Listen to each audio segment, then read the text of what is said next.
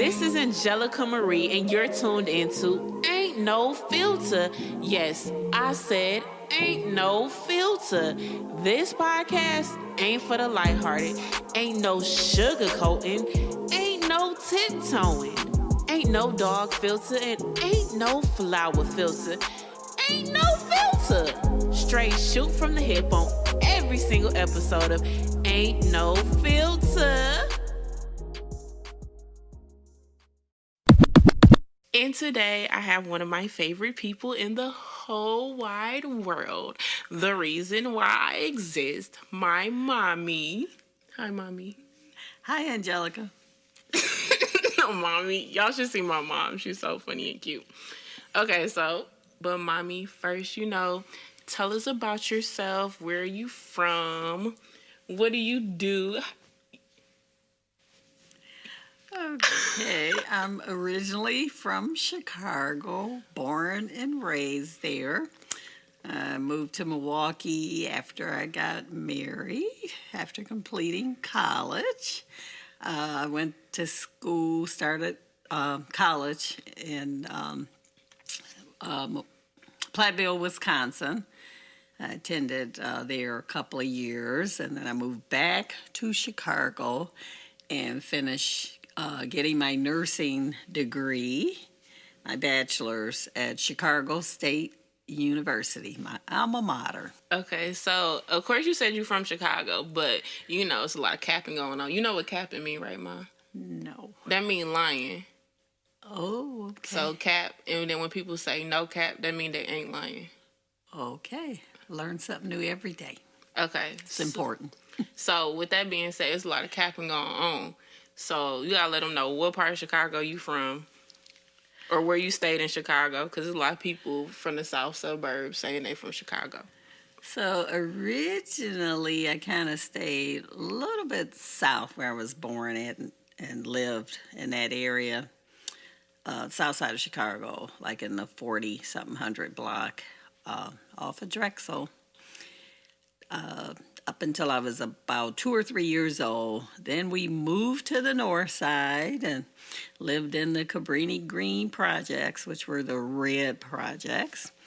And then when I turned 12, my parents bought a house and we moved to the south side. And that's where I attended like the last year of my elementary school years and then went to high school at Academy of Our Lady, also known as Longwood. Ma, so, okay, let's talk about Chicago. I know that you've moved out of Chicago a while ago, but Chicago gets so much backlash for everything that goes on there. Like, what is your take on your city, your hometown? Well, the city, it's really crowded. And I have to admit, it is real congested compared to when I lived there. It was crowded then, but I guess because I was raised there, you kind of get used to the crowds. But when I've gone back to visit, it just seems like just way too many more people. I know, things happen, but, bad things happen in the city, but bad things happen in every city. But Chicago being a bigger city, it gets played up a whole lot more. People act as if they can't even drive through the city of Chicago because they might get shot. And even, like, say, living here in Milwaukee, people a lot of times feel like they can't drive through a certain neighborhood because they might get shot. And yes, those kind of things happen, but I hate to say, my personal opinion, if it's not your time, it's not going to happen to you. And if it is, then it will. I definitely agree with the whole, your time situation and everything. Because I feel like this, I know that, me and my mommy, we had a conversation before, and she made the statement to me that almost like everything that was super bad that happened to her in Milwaukee and not in Chicago. And you're talking about somebody who lived in Chicago into adulthood as well. And, I'm not going to tell your age, but she got adult children now. So it's like everything she feels like that happened. And growing up as a kid, we always went to Chicago, and given it's not like I was really from there, but I did have friends there, and I didn't feel like it wasn't like stuff really happening. But you made the statement about if it's your time, then it's going to be your time. And it's funny you say that because that also was stated in Queen and Slim. Me and my mama went to go see Queen and Slim. Mama, what'd you think about Queen and Slim?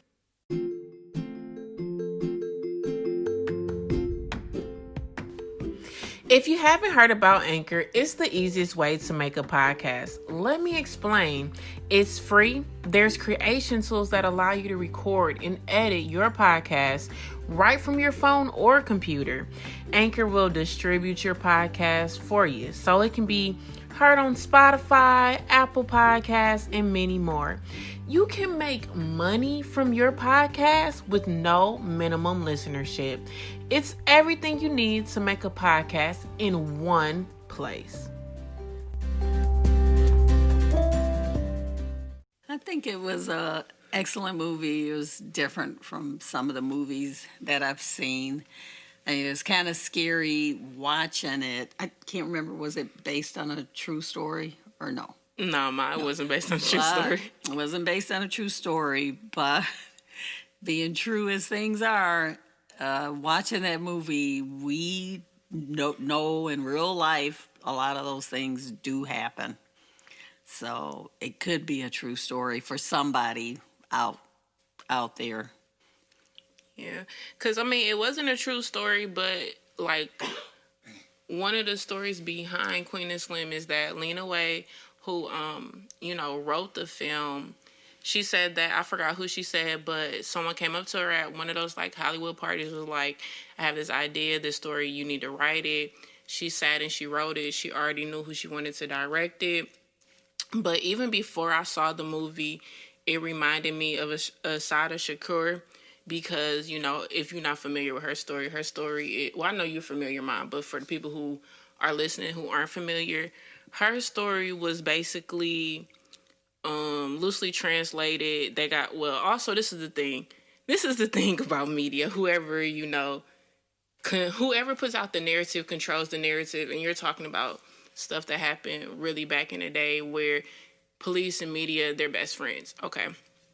So basically the story with Asada Shakur was she was pulled over by a state trooper.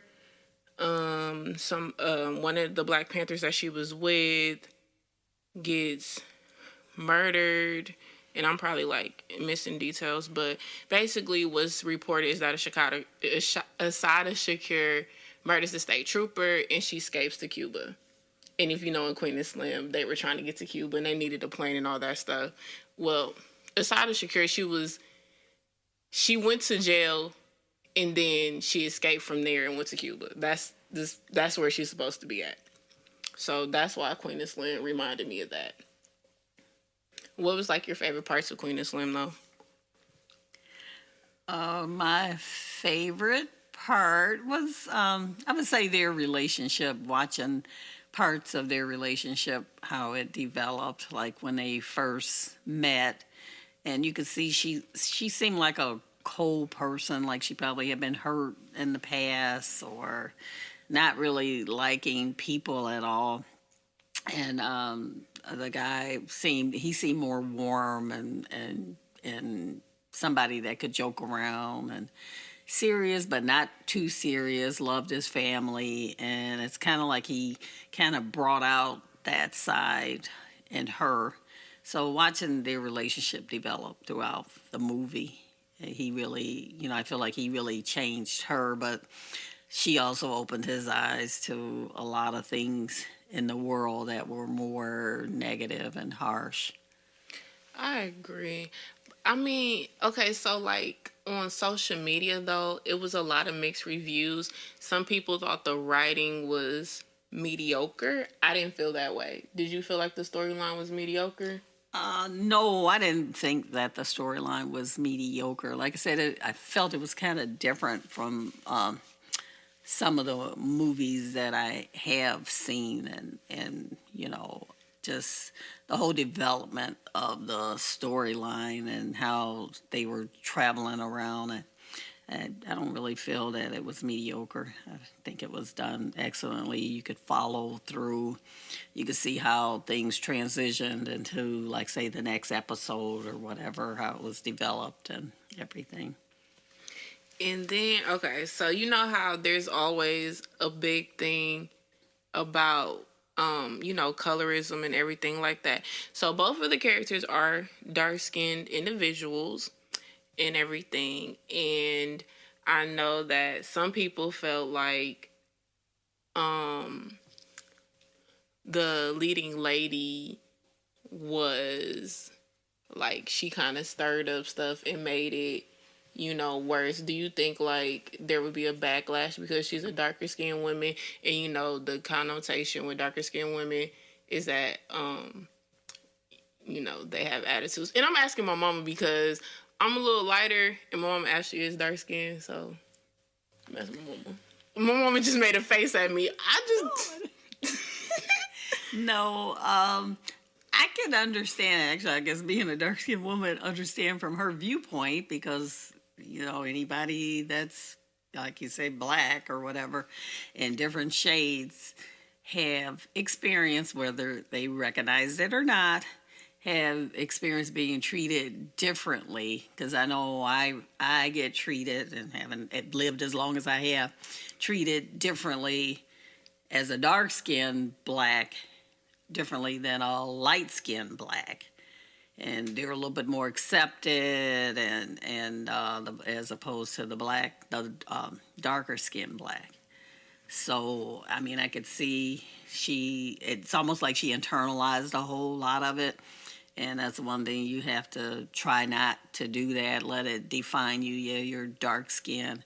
I really like watching different movies and TV shows, like seeing the dark skinned woman or actress or actor, in the different shows, because even if there was somebody black on the show, sometimes you couldn't even tell that they were black unless their hair was a little bit different, and they try to fix it so you couldn't even tell if they, I don't know if they're black or white, But now, I mean, you're seeing the darker skinned women, and I really enjoy seeing all those shows. I wouldn't say mesmerized, but if it's got somebody black in it and they're dark skinned, I'm drawn to a lot of those different shows and stuff. But I think she probably had experience being a darker skinned black, a lot of racism or prejudice, through her life. And sometimes, you experience it more than your counterparts, your light skinned woman or male, period. Do you feel like growing up that you had like a positive dark skinned woman to like look up to as like an actress? Nobody. No, I would say no. I mean, there were people out there, but I was like younger, so then, I don't always remember the name of some of the actresses or actors, but like nowadays, watching so many different shows and things, and like I said, it's just so many more out there, and there wasn't, even with buying dolls, you couldn't get a dark skin doll. Well, you couldn't get a black doll, period. I should say dark skin. There are only white dolls out there. All the dolls are white, and the majority of the dolls had blonde hair, and that isn't what our world is like as a black person. Nobody was blonde. Black people were not dyeing their hair blondes at that time, so a blonde color. But now, you're seeing the black woman with blonde hair and red hair and, different color hair, and you weren't seeing that to even identify with any of these dolls. So you definitely wasn't seeing any of this like on TV. That's true. Do you... Because even as a kid, I remember you had this white doll that when we moved into the house, you had this white doll, and of course it didn't look like you, but the eyes move, which is creepy. Everybody should throw away dolls that have eyes that move. That is creepy, very creepy. And even so when you touched on like blonde hair, do you think there's a such thing as black hairstyles? Cause you probably do know. You watch Dr. Phil. Yeah, I've watched Dr. Phil. I don't watch all his shows, though. Okay, so it's this white. Remember the white girl? Well, I don't know. She went viral. It was this white girl who was on Dr. Phil, and she was giving her mama trouble, and she was like, "Catch me outside." That girl, you know what I'm talking about? Yeah, I kind of remember a little bit of it. Okay, Yes. so recently she got braids, right? And I'm not gonna do it word for word, but I'm gonna sum it up. Her statement was basically like, well, okay, I guess black women had said something about her getting braids and cultural appropriation, and her response was, "I don't tell y'all black females not to straighten y'all hair. Y'all hair not supposed to be like that." In Brazilian and mink, whatever you put in your head. Like, I don't know. I'm not really that familiar with weaves. But yeah. So people had, and some black people have been agreeing with what the little Catch Me Outside girl said and was like, oh, well, she does have a point. Y'all straighten y'all hair. But then it's like, was her getting braids culture appropriation? Because there's a whole like history of where braids come from. Do you think it was culture appropriation? I don't know. As far as even understanding that term, because that's a new term to me, also cultural appropriation. But when it comes to hair, I kind of feel whatever hairstyle you choose to wear and you look nice in it, that it's fine. I don't want to identify, oh, that's a black hairstyle, even though just to differentiate things, we might identify things as being black, or that's white, or that's Asian, or that's Chinese, to differentiate between things. But the bottom line, I don't feel that it is, because say I've seen people with their hair braided, white people, and it looked nice, and then like I was saying, black people with blonde hair, sometimes I feel, yeah, they look okay. Sometimes it doesn't look quite right. I feel it needs to complement your skin tone. And not to say, oh, you got to be a certain color, because I've seen people who were a little bit more dark skinned and their hair was blonde. And it depends on your skin tone, but your undertone too, if it's a red undertone or brown Yeah. undertone.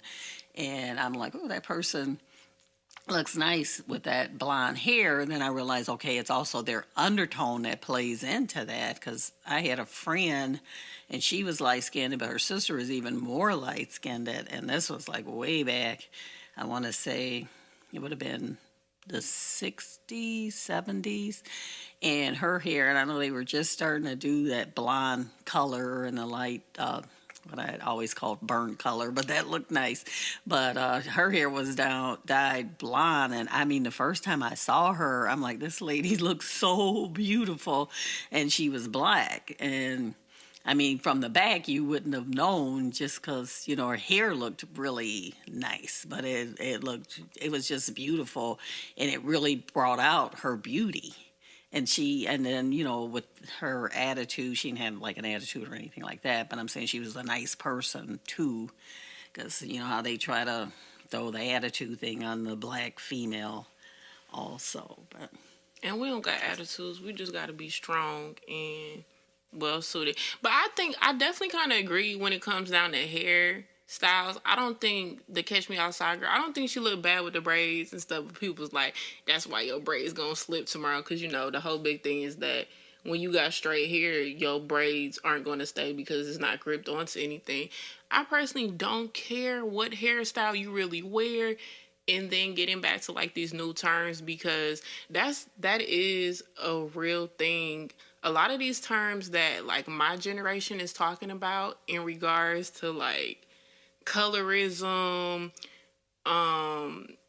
gender fluid, like you said, culture appropriation, and like the terms and how more broadcasted a lot of those vocab words are. That wasn't a thing before. It really was, and that's definitely like a newer generation thing, because a lot of those words weren't even in the dictionary. Let's just be realistic and let's just be honest. And I think people have to give the older generation a break, which you low-key almost told your age. that's okay. That's okay. Yeah, she up here talking about in the 60s and the 70s. Now people probably like, how did you calculate and figure it out? But like what you said about the new terminology, because there was an interview that Billy D. Williams did, and they must have asked him about being gender fluid. I didn't see interview like in full or read everything on it. So if I'm missing something up, just let me know later. But basically, they got on the topic of being gender fluid. Billy D. Williams says that he's gender fluid. He tells the interview person that he's gender fluid. You know what gender fluid is, Ma? That's another term. It's like I've heard it. You know, you think you understand it, but you may not. That's another term. I'm gonna give y'all what the Google says it is. Fluidity refers to people who do not identify themselves as having a fixed gender, and many prefer to use non-gender pronouns. Given, if I'm wrong, correct me, because it's a lot of new terms that's out, and when you ask one person, they say it means something else. You ask another person, it means something else. Like, I don't know. Ain't nobody trying to offend nobody, but when you're per se not it, you're not sure. But and then it was some other stuff in regards to it saying that Billy D. Williams like man too, or that it meant that too. So everybody was like confused. And then Billy D. Williams comes back because it started to go like viral. Because I mean, like Billy D. Williams was like a sex symbol, right, Mama? Yes, he was. I don't think Billy D. Williams is fine. Was he fine to you, Mama? Yes, he was. Yes, he was. Who else did you think was fine back in the day? He is. Gosh, I can't remember his name. He played in the show Amen with I'm about to look him up. what's his name? Well, the guy who played in the Jeffersons. He played in that movie. They were preachers. Clifton Davis, and he's light skinned, but I thought he looked good. It's funny because my mama just hit me. That is abuse. It's funny because my mama don't like light skinned men. She like dark skin. So for her to say Clifton Davis was a cutie, he played Reverend Reuben. Yes, Clifton Davis. Who else you like? I'm trying to think of who else. You didn't like no Temptations? And You wasn't trying to see David Ruffin? no. Dennis Edwards. Dennis From Edwards. the Temptations. He came in later. Oh, he was the one in the movie who was singing behind the curtains. Oh, yeah, I can't remember. I done seen the movie so many times. Oh, he was cute. Yeah. He had some nice eyebrows Smokey too. Robinson. Everybody thought he was good looking. Smokey Robinson. I can't think of any actors, actresses, and stuff. Actors. Smokey Robinson. I'm trying to see. I know what he looked like. I want to see a young picture of him because I'm going to be quiet. Oh, I guess he was cute when he was young. Smokey Robinson. Smokey Right Robinson. here. I can't think of anybody else. Oh, Smokey was a cutie right here. He was cute. Yeah, okay. You got some good taste. With the afros. Yeah. The afros really did people nice back in the day. You thinking of him nowadays. He's shorter hair, a little older looking. Okay, since you didn't hit me and everything while we was recording, Tap. that's just like a parent. I'm an adult. I can't call CPS on you, so. Speaking of CPS, okay. You're funny. So there's a video going around.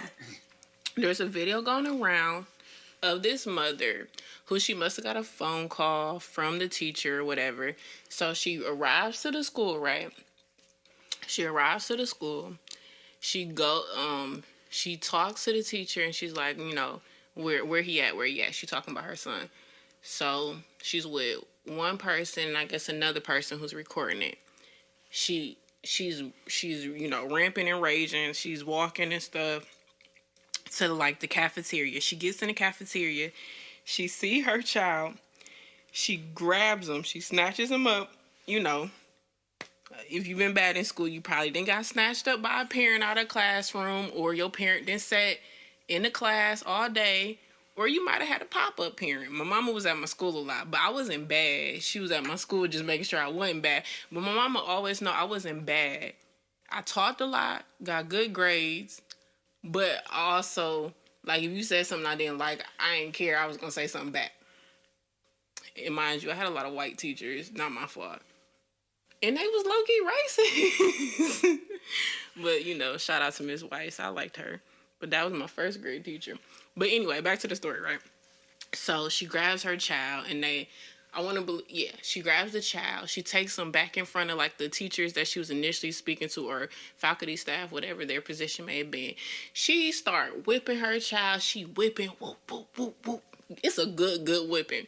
But mind you, she on school property. Whip, whip, whip, whip, whip, whip, right? Then after she get done whipping them, she start cussing. She was like, yeah, nigga, all up in her child face.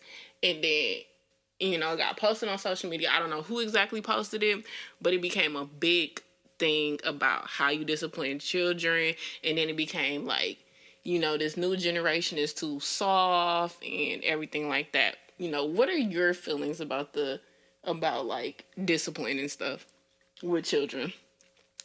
And my mama laughing. Well, I do believe in discipline for kids. And I hate to say I think it's important. And I know they got this whole backlash about how to discipline your kid.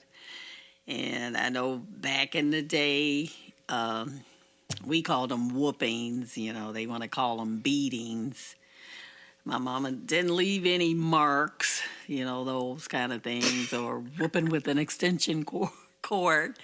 You laugh. Because you felt like it was... You would get the lecture first. And I will admit, people of my generation, even when you would ask if they got the lecture first, it was like, oh my goodness, you wanted that lecture to be over because you knew exactly why you were getting a whooping and the consequences and everything and expectation and everything from that lecture. And the lecture, though it was a good lecture, you know, when you look back, it's like, say, writing a paper, you got the beginning, the introduction, the beginning, the middle, and the end. And that's how that lecture was. And you really preferred the whooping over the lecture because it really made you think about what you did. And you used to think, please, just get to the whooping, get it over. This lecture be killing you and stuff because you knew you had hurt your parents, your behavior, whatever it is that you did, lied about, and everything. So you really preferred the whooping over the lecture, at least the way we got whooped and stuff. So, you know, nowadays they kind of feel you shouldn't whoop and trying to lecture to your kids, but you do have to start at an early age. You can't wait till the kid gets like 10, 11, 12. You got to get them in line when they 2, 3, and 4-year-old because some of those things that they may do, it might be cute. Because I know, like with my kids, some of the stuff, it was cute, made me laugh. But I'd have to keep a straight face when I was disciplining them just because it's like, okay, I can't let them get away with lying or doing the things that they did. I have to admit my kids were not really bad kids at all. So, you know, the discipline... you know, it wasn't like a lot, you know, they would get punished or they'd have to stay in. My daughter used to get that cell phone taken away so much. First off, me getting my cell phone taken away, I used to get my cell phone taken away for stuff that I shouldn't have got my cell phone taken away for. Like, it was just... She thinks. Okay, what was one of the things I got my cell phone taken away for? Since I wasn't doing that, I can't speak to that. Why is she like this? This is what we talk about. First off, I just like to say, all the times I got my cell phone taken away, I don't really think I should have got my cell phone taken away. Like, I don't think I should have got it taken away. Like, and she can't even name it. And then she gonna say she wasn't the one doing it. So, I mean, she technically wasn't. But that's a whole nother story. And that would be a whole nother podcast episode. Because that's a whole layered situation of the cell phone being taken. Okay? A whole that layer. Wasn't my form of discipline. No, her form of discipline was pop. No. This is what she'd do. Okay. I would say something slick, and she'd be like, She'd give me that look, and she'd be like, I know you didn't just say that. Basically, she was like, say it again, and I hit you. And then I say it again. Then she hit me, and I just used to be like, dang, she really hit me. And then I would do it again, and she would hit me. But people always say, like, you know how people talk about, oh, you know, people be lying about stuff. Like, I'm going to tell y'all this story. The reason why I do not lie about stuff, if you ever catch me lying, it has to be like a weird circumstance, because I don't lie about stuff, and I'll tell you exactly why I don't lie about stuff. So as a kid, even as an adult, me and my mom and my brother, we would always go to Chicago to visit my family. One time we went to Chicago and we stayed at my aunt's. My aunt had this room that had like a little computer thing and everything like that. So in that computer room, it had a desk that had like chip paint wood stuff that was already peeling. It was already peeling. And I was young. I wasn't that young, but you know, it was already peeling. So I did peel a little more of it. And then my aunt asked, did I do it? I said, no, I didn't do it. Because I'm looking like, I know I'm not about to get in trouble for peeling more off. Like, I low-key did you a favor. Okay. So I can't remember exactly, but I think she must have asked my mom, and then I don't think I lied directly to my mom's face, but I think later I told my mom, like, yeah, I did do it, but I didn't tell her when my aunt was there. I think I waited till I got back to Milwaukee to tell my aunt that I did it, or my mama went and told me. But either way, my mama had told my daddy, and what my daddy did was, when I got in the house, I don't even know if it was that day or what day it was, but he looks me in my face, and he, if you know me, or if you know my dad, then you already know his characteristics. Like, okay, so he gets in my face and he's like, and don't you ever lie again, woo woo woo, because if you lie, and I never lied again. I don't lie, because he got in my face, he told me never lie again. You know, even though me and him have a complicated relationship, I never lied again. I never lied again. He also the reason why I don't use the word I hate you either. Because that's another story. One time I had wrote I hate you on my brother's mirror in his bedroom with deodorant. And I had a guy talking to like, hate you is such a strong word, woo woo. So I dislike people. I don't hate my brother, I love him. But anyway, this is not about how I was disciplined, because, you know, I'm not getting whoopings anymore, right? That's the other thing. Not at the moment. I don't remember getting whoopings. Were they just that bad that I had to, like, erase them out my memory? Because I don't remember. Whoopings. But my brother, he definitely did. My brother definitely got whoopings. But, I mean, I definitely agree with what you're saying, Ma. I feel like you definitely should discipline your children. I do think whippings don't work for everybody, because there's some people who they'll tell you they got whippings all their lives, but they act a fool out in these streets. I think you have to figure out what form of discipline that works. I think that y'all got to stop recording it, and y'all got to stop posting it on social media. Even if you record it, don't post it on social media, because that's how parents is really getting in trouble. And I do think, I don't know, I think that I get that, like, if you a mandated reporter, you got to report it. Teachers have to report stuff, because I believe that mama got in trouble, because usually as a teacher, you have to be a mandated reporter. So I think that mom got in trouble. I'm not certain, but it's just like, you know, they're not trying to have no good times, and, you know, Penny getting beat on and stuff. So they reporting everything, and it's just like, I don't know. I feel bad for the parents, because some parents really don't know what to do. And then some parents really are taking it too far. And my belief is always, it's like with your kids, your spouse, or whatever, when you're in some type of situation where, you know, negative things are going to be said, it shouldn't be shared with anybody.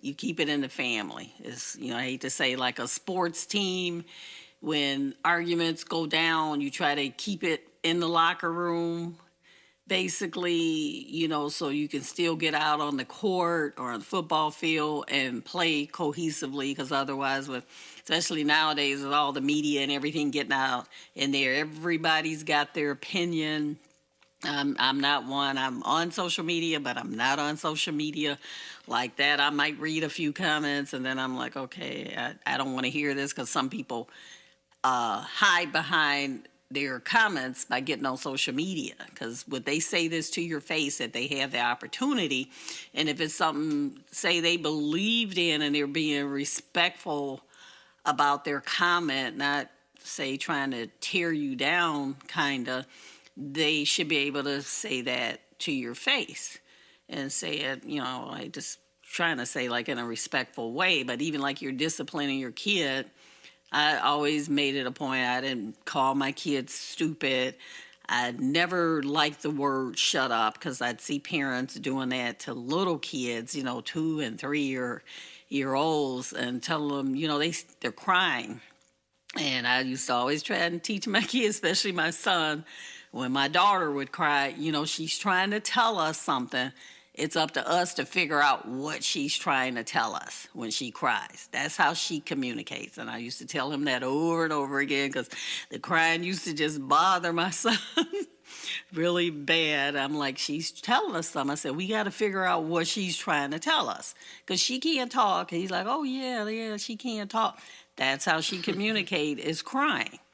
And I would see, especially like you say, younger parents, I'd see older parents too, where they may yell at their kid and just shut up, and then some curse words. And I just feel that's just so demeaning. I feel like so bad for that kid. And I've wanted to even go up and say something to the parent, but I know they're not going to listen to what they may think is a simplistic view communication. But that's how a kid communicates when they can't express themselves. They cry. And, from a baby, and then as they start getting with the words, but they don't know how to put the words together, and then finally they put the words together, and then they do come out and say something when they're 10, 11, 12, that you like, ooh, I can't believe they said that. But before that, you didn't allow them to try to express themselves and try to learn how to express themselves in the right way. So I never use the word shut up, because I didn't want them to feel like, okay, they just gotta shut up, can't talk. I never liked that word being said. And so I wouldn't use that. I didn't allow them to use it with other people or with each other, even though they might slip out and tell the other one to shut up. It's like, didn't I tell you don't say that? That was considered like a bad word in my house. I never liked that shut up type word, because it's just like, oh, and my parents never did that with me, and that might be why I feel so strongly about it, because there was certain things they didn't do to us. And my mother, she always had what we call the look. When you were out, and I'm sure there's a lot of people out there my age and maybe a little younger that were out, you might be in church. I didn't misbehave in church, but some people would. But would you be at the store, you in a crowd, and she would be looking at you, and it's almost like you could feel like daggers being put in you. You turn around, you just happen to catch her eye, and you doing something that you wasn't supposed to be doing. She'd give you that look, and it was like you couldn't even break that stare from her. You'd be looking, and then it's like, okay, I know I'm going to get it when I get home, because she wasn't going to snatch you up and do that in public. I guess, maybe back in the day, parents considered that embarrassing, even though some parents are like, I don't care where we at. They gonna get it here. And, my parents, I have to admit, would never like that. And you got home and you found out what that stare was all about, because sometimes you may not even know what you did, but she saw you in spite of that. But like I'm saying, like when you're disciplining your kids, sometimes it is better to wait to do it privately, not do it in front of everybody, because then they go back out and they get teased by, other kids. And we know how bullying is nowadays. It's totally out of control, that kids, at young ages are trying to commit suicide or don't want to live anymore, or they're running away from home. And you really don't want to create situations like that where they're running away from home, because now the one safe place even though their parent might discipline them, they know you're coming back with love after that, and that kind of reinforces that, okay, I did something, that was the consequence, but my parents still love me in spite of what I did. Yeah. I mean, I definitely agree. And just with everything that's going on, because a lot of people are just trying to look out for children, and people are taking more, more note. A lot of that public discipline is making parents end up, catching cases and stuff like that. But I mean, I think suicide is a real thing. And that's the thing. I really have to look at the stats. Like, is younger kids really? Is there really more younger kids committing suicide, or do we have more access and knowledge to like seeing young children commit suicide? If you get what I'm saying, like, are we just more aware of what's going on, or has the numbers really doubled? I mean, I haven't looked. Like, I don't really know. What do you think? I mean, I don't know the numbers, but yeah, with media, more incidents of anything are being it's being reported, or of a lot more, just because of social media and the news. You got several news channels now reporting on different events or occurrences or situations where, like, say, even fires. I mean, before you didn't know about every single fire that might occur, and now every single fire in almost every city you could find, like, on social media. Go on the internet and look up and find out about a murder or strangling or whatever, more readily, where before, you knew about 10, now you know about thousands, just because of the media. Yeah. And the runaway thing, like, I laugh about it because I tried to run away, but I knew I wasn't going nowhere. I had to be, like, first off, I had to be super young. And I don't know, I was super young. I think what my godmama gave me the pink Barbie backpack, or did you give me that? I think I gave you that pink Barbie backpack. Okay, so I had this pink Barbie backpack. I wonder where that's at. That's cute. I could bring that back in style. That's real vintage. And I had a little Barbie, little Polaroid. Yeah, that's cute. I'm gonna have to figure that out. I packed my little Barbie little backpack. It probably wasn't nothing good in there. It probably was toys in there, to be honest. And somehow I had $100. See, when you ain't got no bills, you can have $100 as a kid because you just be saving stuff. And then when you find money, you ain't gotta tell nobody. So I had like $100, and I remember I had a plan. Like, I was standing outside on the little porch, the little side porch, mama, right? And I had a plan. I was like, I'm gonna go walk to it's like that hotel. I think it burned down, but it's like a little. It's probably, honestly, it's across the street from like the educator units. It's probably really like a prostitution hotel, and I probably didn't even know because I think the prices was really low over there. So I was like, that's where I'm gonna go. So I remember being outside, and Gregory, my brother, he comes out and he was like, he looks at me, he give me that like look, like, girl, you stupid. And I think I wanted to run away because I got in trouble, honestly. He looked at me like, oh, you stupid.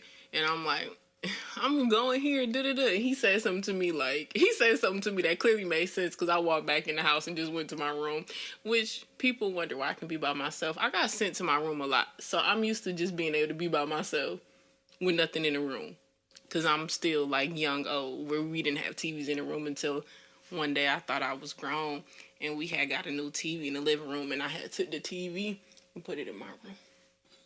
But yeah, I say stop whipping your kids in public. Just don't do it in public.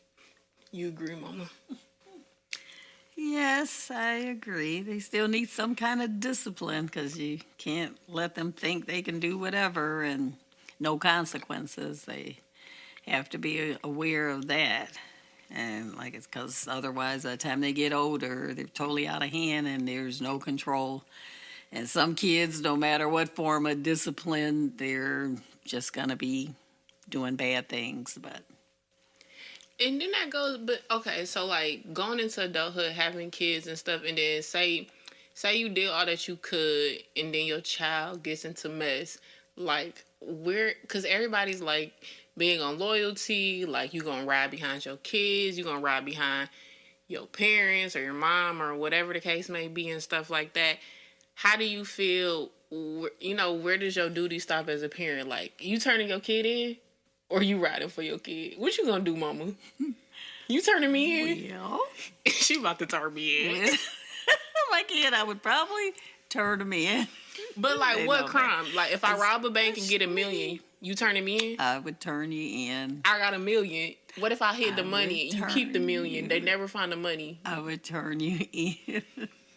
Yo. Because even though I might want that money, but I would turn you in because, I mean, it's just not right, especially, like, say, when you've robbed a store, and I wouldn't say necessarily you terrorize the person that's in the store, but you scared, I mean, you put this person through a situation that they're never gonna forget. You know, being victim of crime myself, cars stolen, having my purse snatched, it's like to have somebody do that kind of thing to you, they need to know the consequences of what they did. Because, I mean, any crime is never, they might think it's a victimless crime because the bank's got insurance, they can have it replaced, but no crime is ever a victimless crime. I mean, that's true. And I know people like, well, dang, your mama not gonna ride for you. My mama gonna ride for me. She just not trying to, like, I can't be out here committing crimes. Like, my mama gonna ride, though. Right, mama? You gonna ride? Yes, I'm going to sit up in court with her every day. This is not And when she go to jail, I'll be coming out there. I don't know if they let you do the baked cookies or the baked ooey gooey butter cake that she likes. They'll probably go all through and make sure it ain't a knife in there. I still make all that for her and come and see her while she's in jail. I would be very disappointed, though. my mama. Okay, so this is another thing that we talked about. Remember on Baby Boy, when Baby Boy mama had her new boyfriend, Ving Rhames, right? And we had a conversation about this. And remember the part where, Jody was like, Jody had got mad and all that stuff, and Ving Rhames had pushed Jody, and then his mom was basically like, Jody, you gotta go, what she says and stuff. How did you feel about that? What do you think you would have did in that situation? That situation, well, Jody did need to grow up, but Vin Raines would have had to go too. And I think he's good looking, though. I just couldn't think of names. You think me? Okay. I'm bringing it up now. Okay. So, your mama just said Ving Rhames. She think Ving Rhames is good looking. So, with that being said, how did you feel when he was in Holiday Heart, though? I just thought he was an excellent actor to be able to play that role and stuff. And that was a good movie. It was sad, too, but it was a good movie. And, I mean, he just, like, hate to say, showed his feminine side in that acting role, showing how he could care and just help somebody else in life when they're going through something rough. And his life was pretty good. He accepted his way of life, and didn't let it affect his own self-esteem. And here he was trying to help, other people out. So, but that was a good movie. And that's interesting because I realized that, I guess, for us to just recently have legalized like same-sex marriage in like all states and everything that's going on, I watched that movie when I was pretty young. And when that movie came out, I think it might have been 2000, if that.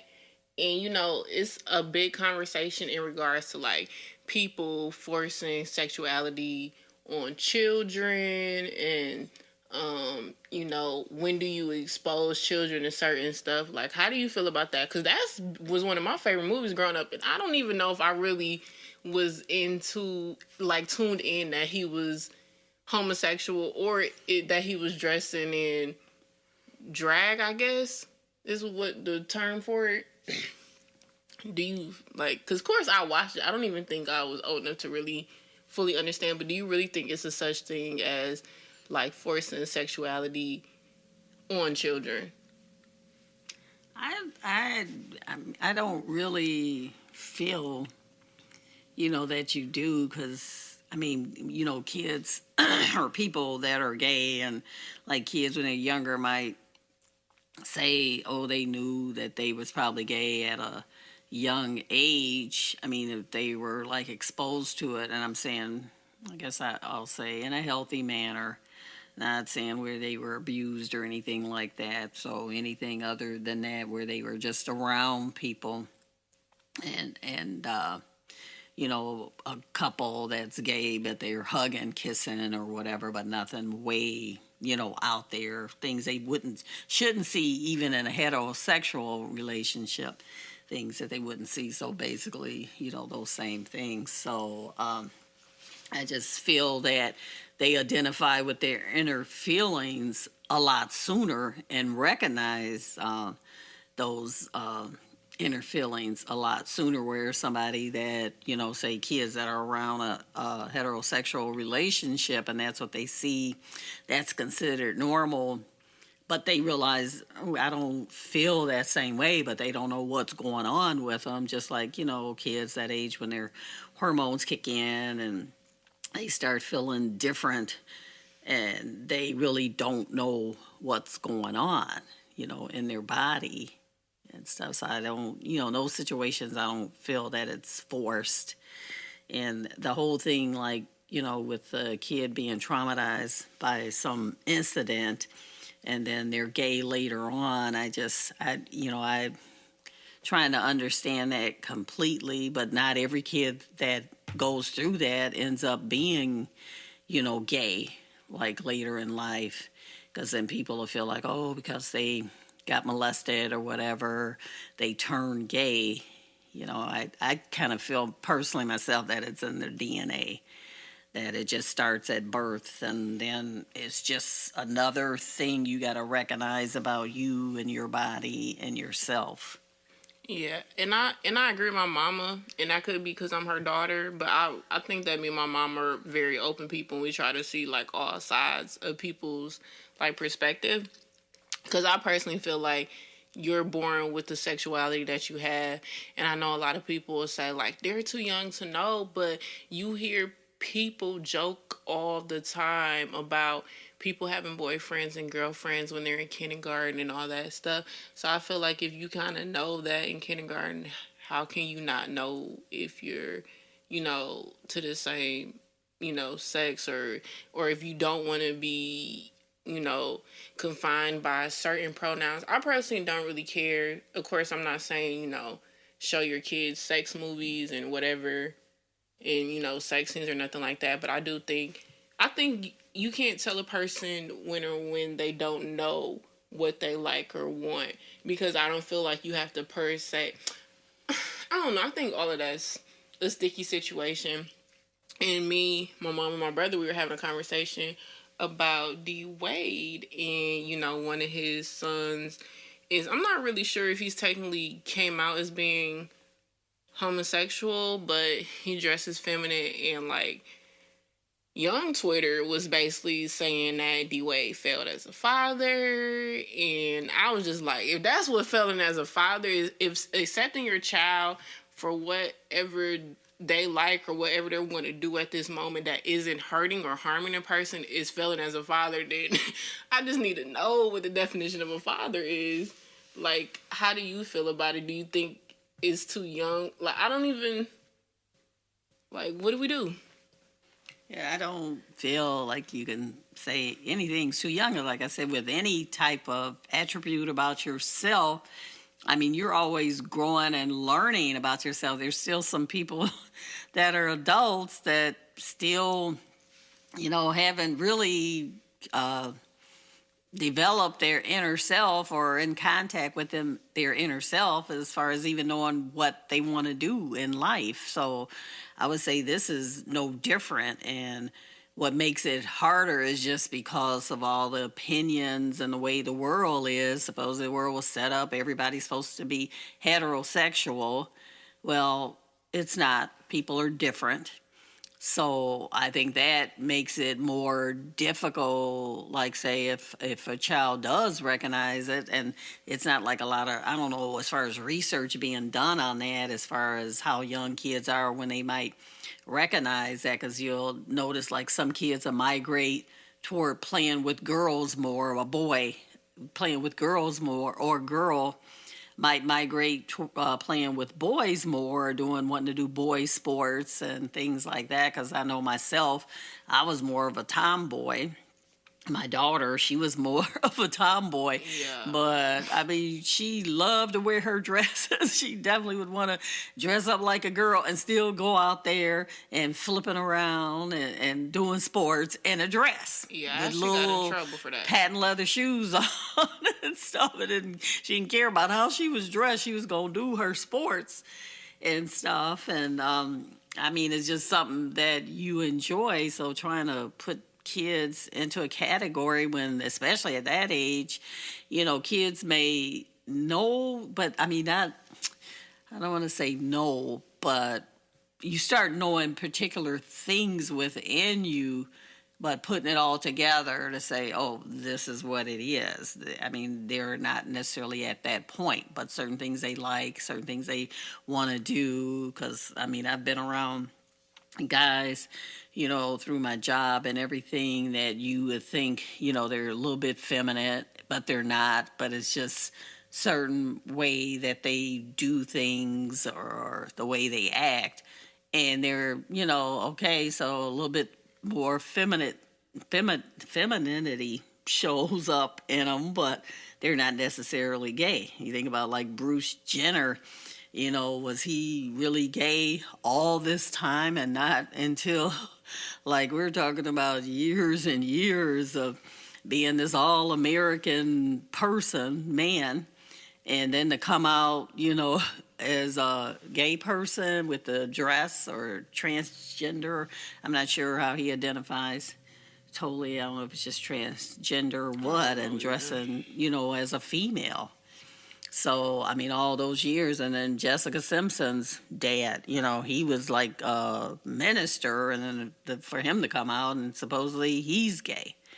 So, obviously, like some people, yeah, it's hard to come out, and you think about them, they were on the older end of coming out as being gay, and people want to deny it on the younger end, like how could they possibly know? But it's not like that I know of. Research has been gathered, like how soon did you know? But of course, you couldn't come out at that time. Most kids start, I think, realizing at least by middle school and, like 7th, 8th grade, and then definitely in high school they are, because that's when your sexuality really is developing and you're heading toward, something, as far as your sexuality. So then you start identifying even more, because that's when you start having the boy-girl relationships. And, okay, you don't really have an attraction for, you're a boy, but don't have an attraction for a girl, and vice versa. So, I mean, I feel like because I think my first crush that I told you about was in first grade, and then you told everybody. Yep, I think you know. I think you do your know, first like, crush. yeah, I feel like you do. Well, I guess everybody's different, but I remember my first crush in first grade, and I told you. I think that was first grade or second grade. It was first grade, and I told you who my crush was, and she told everybody. I'm not repeating his name on this podcast neither, okay? And I don't think he's doing real good in life anyway, so I don't. Dodged the bullet in first grade, baby. Dodged the bullet. First grade. Well, we know he wasn't the president, but I don't think he's doing too good in life. or about to be president, since we haven't heard of him. And if anybody who knew me as a kid knows what I'm talking about, we just gonna leave that there. All right, Ma. So what's your opinion in regards to dating outside of your race or like religious beliefs? Yeah, basically, I mean, dating outside your race, I mean, people. Or I said like ethnic and culture and stuff, because honestly, all the words confuse me at this point. Like, I learned them in school, but like people be saying all types of stuff, and I'm just like, I ain't about to argue with y'all. If y'all want to send me dictionary words and all that stuff later, please feel free. I'm not gonna read it. But anyway, back to like saying race or either religion or Because whatever. people love to say, it's only one race, it's the human race. All right. I kind of think basically, and like she was talking about the human race, it's like you meet somebody, and I mean, it's certain things in any person, like, well, like with people communicating over the internet, never really seeing each other and just talking, basically. You don't have a clue what that person looks like, what color they are, how short, how tall they are, what religion, unless you bring it up, where sometimes, I mean, you can tell the person, oh, they probably Jewish or whatever, but otherwise you don't know. And people don't always meet that way, but it's like, you know, say when you do say meet somebody in person and you're just attracted to them, then all those things really, it don't matter at that particular time. If, I mean, you're looking towards a long-term relationship, having kids, you know, getting married, living together, or just living together or whatever, those things might come into play because of different situations that may present themselves in your life, like, you know, a black person marrying a white person or whatever, and you got, you know, mixed kids. And there's going to be situations like, say, where the kids are getting teased for whatever reason, and you do have to come to terms with those kinds of things. Do mixed kids really get teased? I'm not trying to be rude, but do they really get? I mean, I feel still get teased I feel like because they of get color. Either they're not black enough, you're not really white, so they don't fit in with the white. and I get what you're saying, like being more white or more black. Like I've been called ghetto, and then I've been called like white. So I don't know which one I am, and I'm not really a code switcher. If you know you hadn't noticed, I'm very like this is me, but I've been called both things, so I don't really like. I guess I'm ghetto, and I guess I'm white. I don't know. But people always, they have to put labels on things because, like she was saying, I'm a dark skinned black, but I've been told, oh, I talk white. I mean, what's talking white? You know, I just talk. I try to speak clearly so people can understand what I'm saying when I do speak, but I know I'll slip back into like some of the slang or not enunciate my words and what's talking white. And I mean, being told that.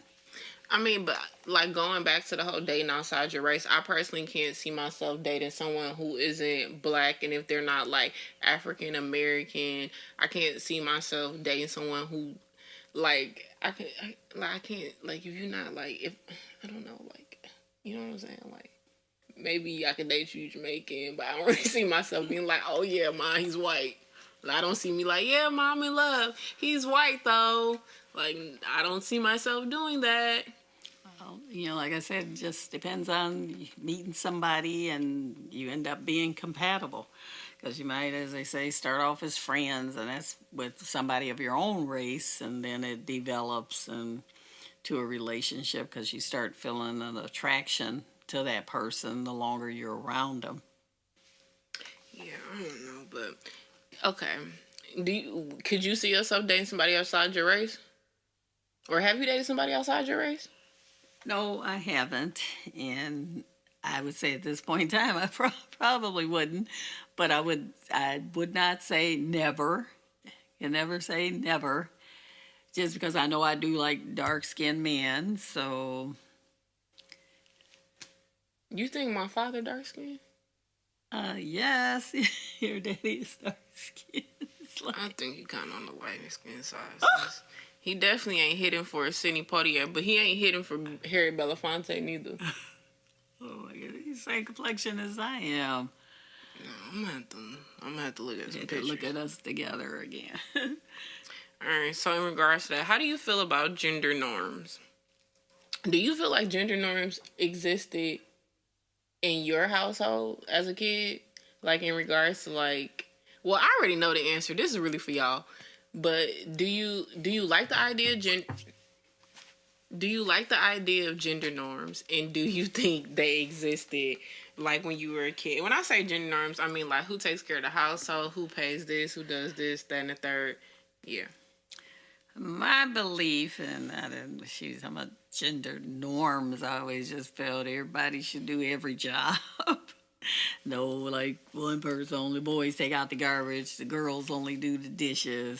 It's kind of like that's how it was in my house. My mother did all the cooking, but that was my choice. But my dad would help out, with the cooking.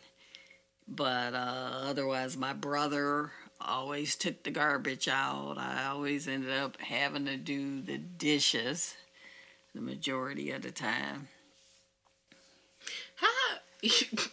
I'm laughing because my mama just said as if she only had two siblings in the house. She said she did the dishes and she said her brother did the trash.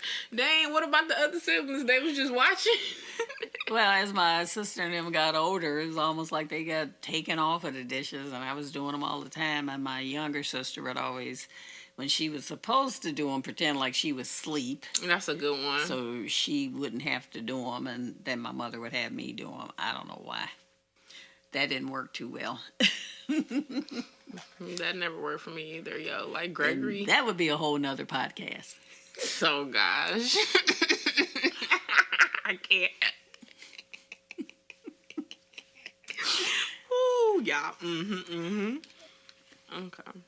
Yeah, that's all I got on gender norms. Because I agree with my mom. Like, I want to situate. Okay, I don't know. I feel like I believe in something that Farrakhan said, loosely translated. Loosely translated that men should like be protectors and providers. I feel like wherever you date, you should feel protected by, I think, men and women.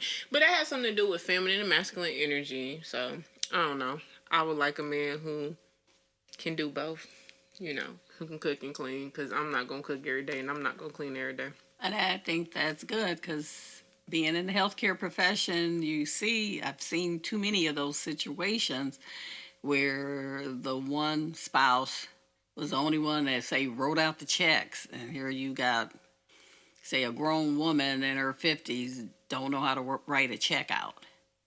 And the husband was the big breadwinner, but now he's incapacitated. And for what the wife was trained in, she can't make any money nowhere near what her husband made, or at least a decent wage. So you could say living the life they were accustomed to because that person didn't finish school and they're not trained in anything specific, but not knowing how to do things. Like one woman, she didn't drive. Her husband always drove her around. So she didn't know how to drive, and just so many situations like that. And then after seeing so many situations like that, I kind of realized it before that you both should be able to do everything if possible, but that made me even more aware of it. So I always try to raise my kids so that they know, not everything, but know about both sides. Like, you don't just do this, you know how to do the laundry and cook for yourself and shop and write a check out and all those things for yourself. And I guess, as a young adult, if you're living on your own, you don't have a choice. You will end up having to do those things anyway. But it's better, to learn it early. But seeing like people, like I said, in their 50s and not knowing how to do things that most people know how to do. And like I said, the other spouse is incapable of doing the things that they used to do. Now everything falls on your shoulder. That's got to be real stressful to have to deal with it, at that age. I agree. I just look at it as, I agree, like you have to know all aspects of everything. And as we start to wind down, if you could give any advice to like a younger individual, or advice period, or like a lesson you've learned, what would it be? Lesson I learned, like because you've been through a lot. I'm sorry, I didn't mean to cut you off, but you've been through a lot. A young adult, back to what we were saying, knowing how to do a lot of things. You may not be good at some particular things, but at least knowing enough, and you could go and you know where to go to get additional information to help you and resources, for that. You also should always have a mentor. People don't realize that you should have a mentor no matter, say, how old you are. I mean, after you get older, people die off. So if you're in your 60s or 70s, you may not have a mentor because your mentor might be 80 or 90 if they're still alive and don't have Alzheimer's or dementia. But, but as a young adult, you definitely should try to have a mentor. That person may not say maybe you went to college. They may not have necessarily went to college, but they know a lot of things, in life and about the world that they can help direct you through. But I think that's always real important to have one person, that's a mentor in your life to kind of keep you, structured. And I do believe in college. I really think it's important to go to college. I know that isn't necessarily for everybody, isn't possible or something for everybody. But and if it's not, you really should find something, your own business or something that you are developing or trying to go into, and you don't necessarily need a college education. There's still, different types of, say, jobs or work that you can do, and you don't necessarily need a college education, but you can still make a decent wage, because nowadays it's more important than ever to be able to make a decent wage, because you hear about the Medicare and Social Security, all those things aren't there. I mean, it's there, but it's not there like it used to be as far as being able to fund everything that you need to pay for, because you hear about older people with all their medical bills, and Medicare doesn't quite cover it. And I mean, a lot of it you got to cover yourself. And even though you have insurance, the insurance is always trying to make money for themselves, so they're not always looking out for you. And when you're young, it's like you still got to have insurance for that just in case.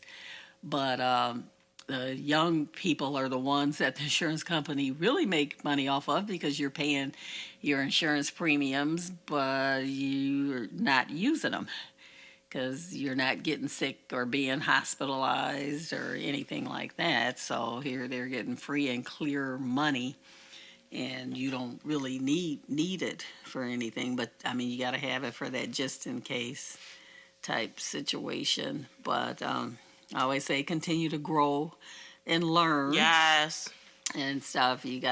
One thing I've learned, and I did this up to a point, setting new goals for yourself, because otherwise you get stagnant and you can get stuck in a rut, and then all of a sudden the rug's pulled from underneath you. So you should always just try to set new goals, for yourself. And I don't want to say have multiple things that you're trying to do. You want to narrow that list down, but keep that list, because you might, say in another decade, you go back to that list and like, I did want to do this at one point, and decide like, let me go back and see, if I can do this, because that wasn't one of the things you chose at the time, and something else on your list was really booming and you dived into that, but now you're kind of done with that and looking for something else. But always